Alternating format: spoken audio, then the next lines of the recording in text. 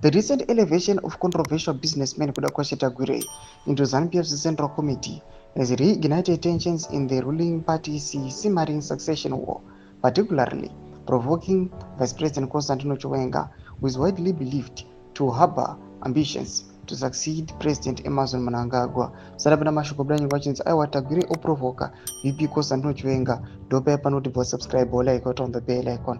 Tipna mnamo bwanyu kwa mchinzi Tagwire, long regarded as Mnangagwa's frontman and a major benefactor of the ruling elite, revived the polarizing ED 2030 slogan at a ZANU-PF meeting in Harare last week.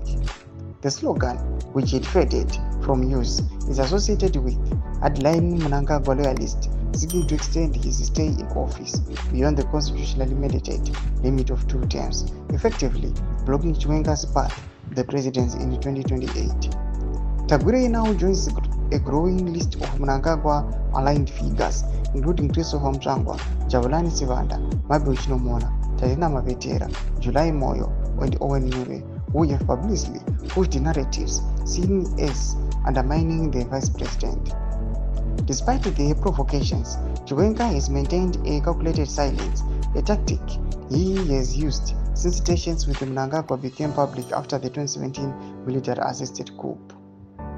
The 2017 coup, which ended Robert Mugabe's 37-year-old rule, brought Mnangagwa to power with Chiwenga's military backing. Tagwire now joins a growing list of Mnangagwa-aligned figures. It was widely expected that Mnangagwa would serve a traditional role and eventually hand over power to Chiwenga. However, cracks emerged soon after, with Mnangagwa consolidating power and systematically sidelining his former military allies. Since 2018, the rivalry has intensified, albeit covertly. Mnangagwa has promoted civilians loyal to him into key security and political positions, while pegging or demoting those aligned with Chiwenga.